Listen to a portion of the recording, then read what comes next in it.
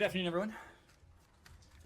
Sorry for the delayed start, but it has been a busy day with a sequence to it. I don't have anything formal at the top beyond noting, and I'm sure you all have seen the announcement that has come from the White House, and you will see later today a statement from the Secretary noting that President Biden delegated to him authority to direct a drawdown, in this case, of up to $800 million for additional security assistance to our Ukrainian partners.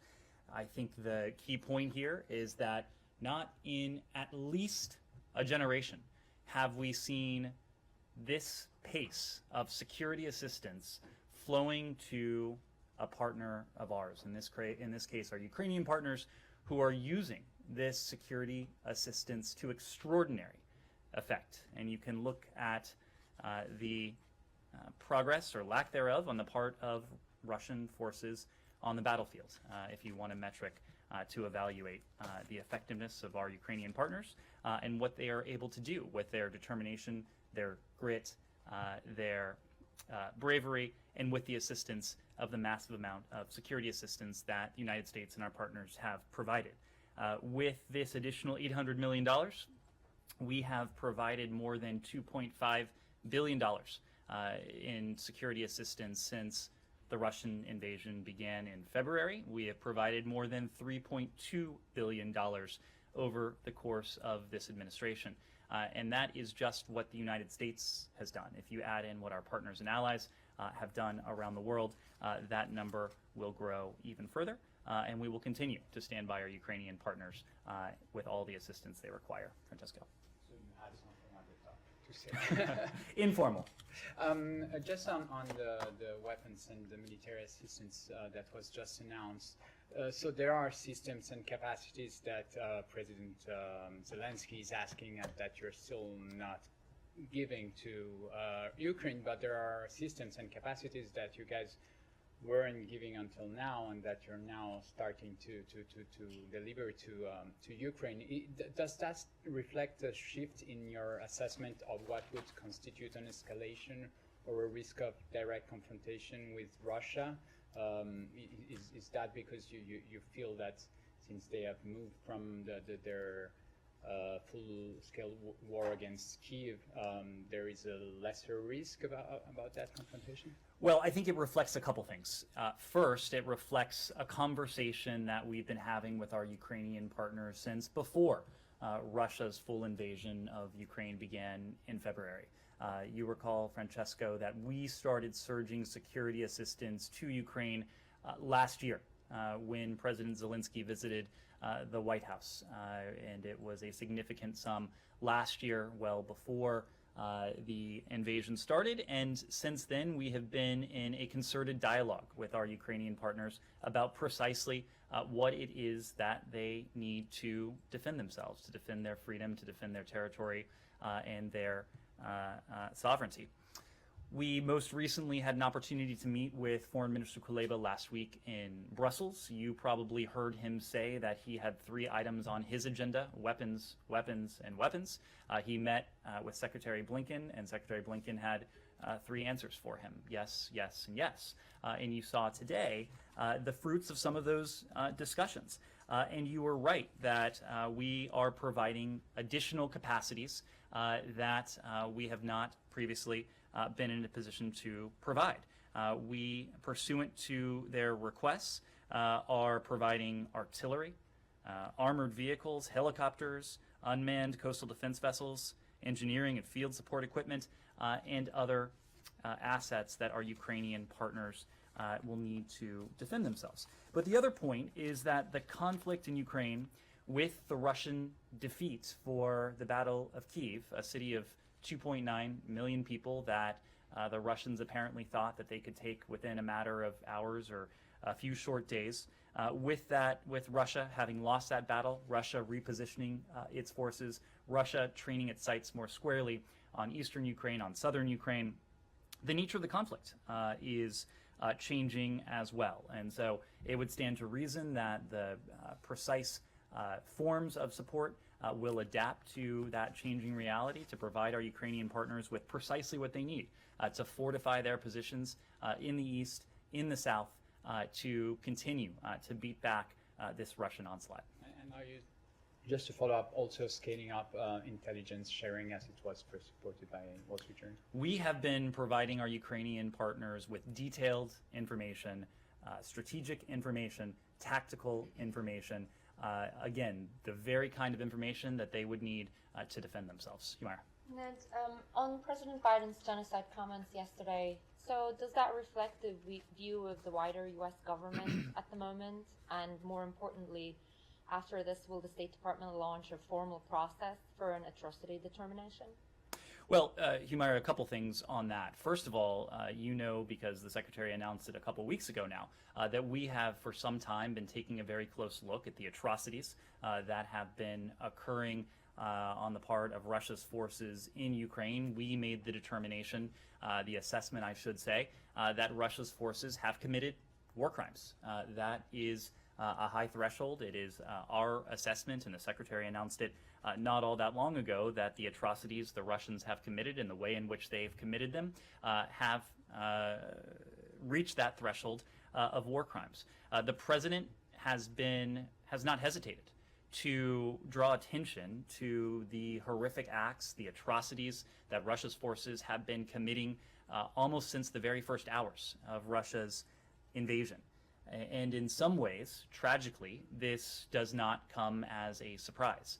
Well before the Russian invasion started on February 24th, we released information, declassified intelligence information, indicating that we had reason to believe that Russia would seek to commit the very sort of atrocities that we are now seeing.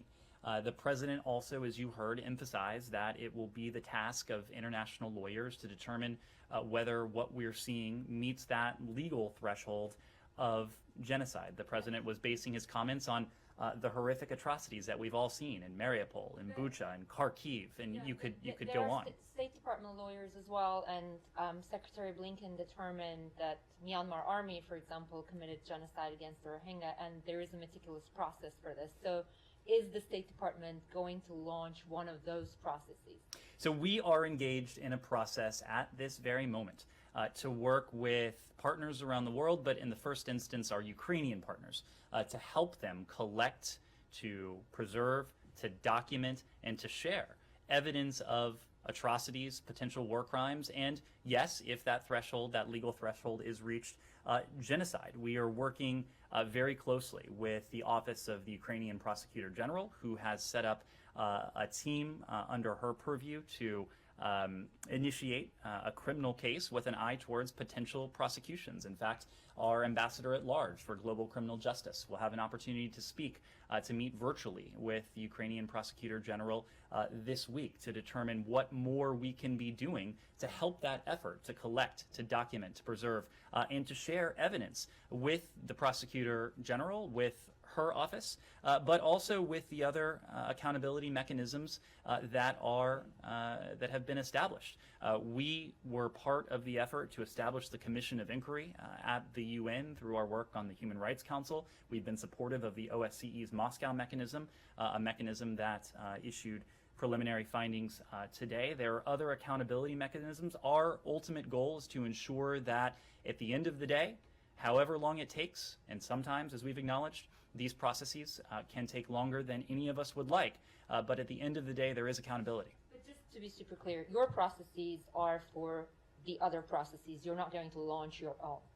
Right now, we are supporting the processes that are underway.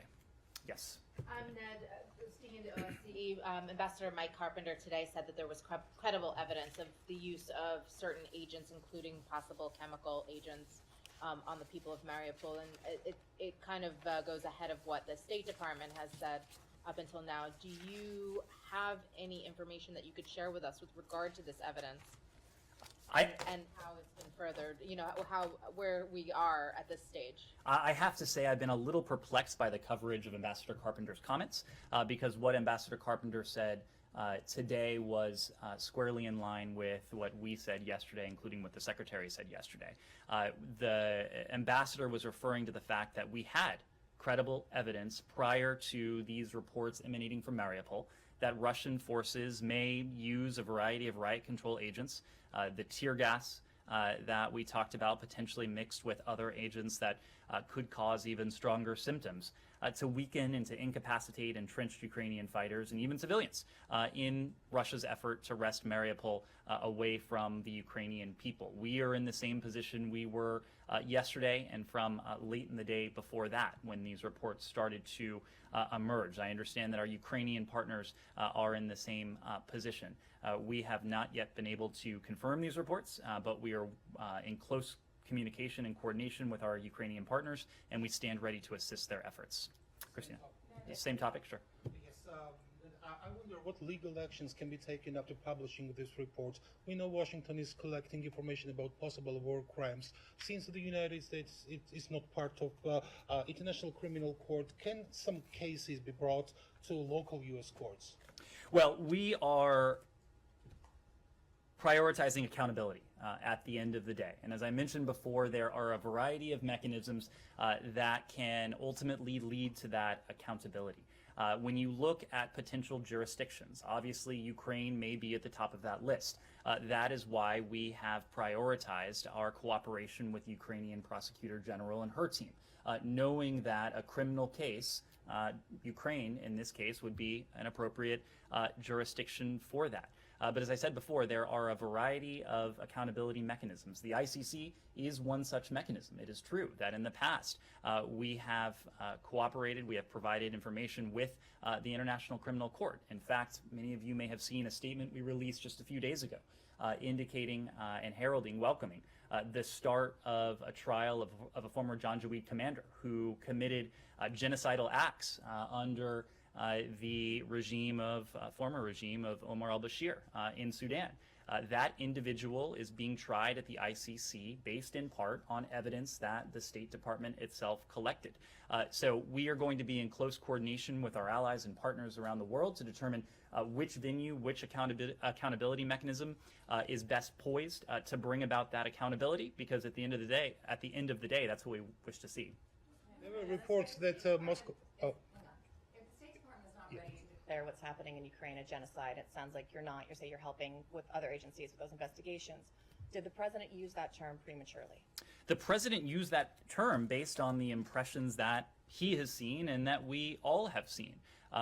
What we're doing here is we are assisting the effort that he also alluded to on the part of international lawyers to determine whether it meets that legal threshold. But the president was speaking to what all of us have seen. Process is still in process, as you said it is. It's you're helping to make that determination. Should he not have used that phrase? Should he not have declared it a genocide? The president was speaking to the impression that he had garnered from watching the horrific footage that we've all seen from places like Mariupol, from places like Bucha, from Kharkiv, and from other places. Now, he also said there is a complementary effort by international lawyers, a process that the State Department is plugged into and will continue to support to determine if there is a legal threshold that is met. I'll go back to you. Yes, go ahead. Yeah, there were some reports that Moscow is forcibly sending thousands of Ukrainians to faraway Russian regions, including Siberia. Do you have any confirmation, and what is State Department's position on that? We've seen these reports. We are taking a close look at them. We find some of the reports that are emanating from the region to be credible, but I'm not in a position to confirm that specifically. What we have said, especially in besieged areas like Mariupol, what needs to happen, we need to see humanitarian corridors so that people can leave on their own free will. They can go to areas that are not under siege. As people can leave, humanitarian aid, humanitarian supplies can get in. Allowing people, as has happened in the past, to leave only to flee to places like Russia, or Belarus. That is not humanitarian access. That is not a humanitarian corridor. That would constitute a potential trap for innocent civilians. Connor. Follow up on Christina's question. If this is the president's personal opinion, what is the secretary's personal opinion about whether or not genocide is being conducted in Ukraine? You heard from the secretary about the atrocities that have been committed. It was the secretary who put out a statement that in our assessment and in the assessment of the Department of State that Russia's forces have committed war crimes. On the part of the department, we are going to continue to collect, to analyze, to help preserve, disseminate, and share the evidence to determine if there are additional acts of war crimes, if there are additional atrocities, and if the evidence points to the genocidal intent and the legal threshold that goes along with it. He's not there yet then. You've heard the secretary speak to the level of atrocity, and really it is much less important what you call it rather than how you respond to it. And we are responding to it resolutely by providing our Ukrainian partners with precisely what they need to defend themselves against this Russian aggression. Just today, as I said at the top, you saw another element of that with an additional $800 million that is flowing to our Ukrainian partners. We are providing them, we are holding Russia to account with the crippling sanctions and other economic measures that we promised well before this invasion began, with two goals in mind.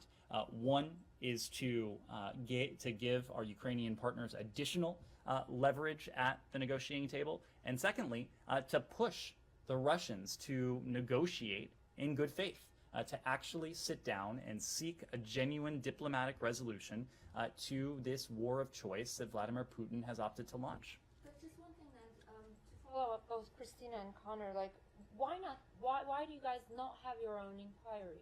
Like, I understand that you're supporting other efforts. I get that. But why? Would it be more satisfactory if we started our own No, as in, duplicative like, effort what rather needs to happen?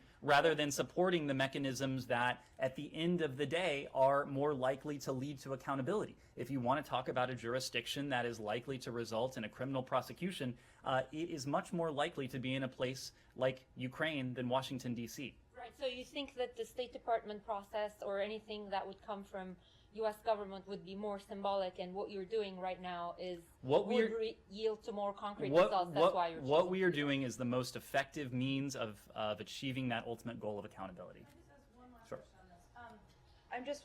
Can you explain for us the difference between the department making a determination about war crimes and choosing not to begin making your own determination about genocide yet? Is there some difference we're missing? We haven't chosen not to make any determination. What we are doing is following the facts and the evidence wherever that leads, and we're doing that in coordination in tandem with our allies and partners, including the Ukrainian Prosecutor General. I think the other important point is that there are various labels that have been attached to the atrocities that we have all seen with our own eyes. Whether this is a war crime, whether this is an atrocity, whether this is genocide, it does not change our strategy. It does not give us any additional authorities to use.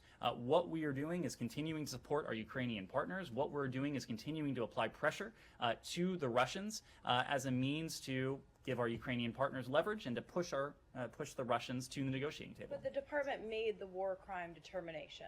So why are you not putting resources into making your own independent genocide determination as well? What's the difference is what I'm trying to understand. This is a process that will help further and that will lead to potential conclusions down the road. Right now, we are focused on accountability. Right now, we are providing evidence and helping to collect, to preserve, to analyze, to disseminate evidence and information to the Ukrainian Prosecutor General. If you want to talk about what will have the most meaningful impact, it will be ensuring accountability. That's what we're focused on. As we ensure accountability, the effort to collect, to document, to analyze, to preserve evidence, of course, will support any future determinations. Again, whether those are additional instances of war crimes, whether those are additional atrocities, or whether what we are seeing or what we will see meets or will meet the legal definition of genocide. Okay, can we just turn to something else then? Or do you have another question on this? I was going to ask one more on this, just with regard to the president's public comments about genocide, and even when he made the comments about Putin being a war criminal a couple of weeks ago, you keep on talking about a legal process that's underway. Is he at risk of undermining that legal process when he's making determinations before the U.S. government is officially prepared to do that? And how are you also speaking with allies about this? Because there's obviously some cross-messaging that's going on that publicly becomes a little confusing. This doesn't seem confusing to us. What the president is doing is putting a very public spotlight on the atrocities that are taking place in Ukraine right now. For us, we want the world's attention to remain trained on this. The fact that this conflict continues to garner the world's focus, for us, that is a good thing. It's a good thing that in knowing that this will continue to be a cause that is at the top of the conscience of the world. We have been gratified by the amount of support our Ukrainian partners have received, not only the security assistance, but also the humanitarian assistance. And part and parcel of that is the attention that this continues to garner. The president's position is not the position of the U.S. government on genocide in Ukraine. Christina. It's a yes or no question. So, as the president said, international lawyers will make a legal determination as to whether genocide has occurred or in the future may occur. So it's a no. And just back to a different topic, same topic, but different part of it. We've seen a lot of reports of Russians fleeing Russia, and I'm just wondering if this department is doing anything to provide support to the Russians who are fleeing their country, in a similar way that you guys are providing support to Ukrainians who have to flee from the war. Well, what I would say is that we have been very careful to distinguish between the Kremlin, between the Russian government, and the Russian people. This is a war that the Kremlin and Vladimir Putin himself has chosen to launch against the people of Ukraine. We know that there are countless Russians who are vehemently opposed to what their government is doing purportedly in their name. There have been reports of Russians fleeing, of Russians being forced to flee, being pressured to flee because they have voiced opposition to this. We know that across the country, more than 15,000 Russians have been detained for peacefully taking to the streets to show their dissatisfaction and their opposition with what their government is doing. If there are Russians who are fleeing their country and who qualify to immigrate to the United States under a legal pathway, of course, that is something we will support. You've heard the president make the announcement that the United States will welcome up to 100,000 Ukrainians and others from the region who are affected by Russia's aggression. So it's difficult to speak in any particular to the specifics of this, but if there are individuals who, for one reason or another, are forced to flee from this aggression, that is something that we would look to support. Yes? Following up on that, can you say how many Ukrainians have been brought into the United States as part of that 100,000 pledge so far? I know that you've spoken specifically to the Lautenberg program, but in addition to that, is there any other numbers you can provide? Well, so the president said that we would welcome up to 100,000 who are fleeing this violence from the region. As I said yesterday, we are at the moment working out with our partners across government, including our partners at the Department of Homeland Security, how precisely the legal pathways that we will pursue to welcome these individuals. We are going to look at the U.S. Refugee Admissions Program. We're going to look at family reunification programs. We're going to look at parole. We are going to look at all legal authorities. So we'll have more details on this before too long, and when we do, we'll share them with all of you. Yes? French presidential candidate Marine Le Pen just said today that if she's elected, she will push for a strategic rapprochement between NATO and Russia once the war is over. Is that a stance that you would share, that concerns you, since that is one of the countries that is more active in engagement with Russia among your allies? Those comments were made in the context of a presidential campaign. That's a decision the French people will need to make. Yes, Connor. Can I follow up on Francesco's earlier question about the helicopters? What's the difference between helicopters and airplanes in terms of the threat that it could produce in the U.S. providing them? So, Connor, I think, first of all, the helicopters are something that our Ukrainian partners have requested as part of what they would need to defend themselves against Russia's aggression. Requested warplanes, though, and the administration has not approved a plan to provide those. Has not approved the plan to provide MiGs, which we Yes. don't have. That's what you're referring to? Yes. Okay. But so the assessment at the time was that you couldn't do so because it was an escalatory threat in the eyes of the Russian government. Connor, we've never had MiGs in our inventory, so the request for American MiGs I know, you know what I'm is, talking about, though. I the think it's Polish something plan. that has been misconstrued in some ways. Countries are going to make their sovereign decisions about what it is that they are in a position to provide. We are providing a massive amount from our own inventory, from our own stocks, but what we're also doing is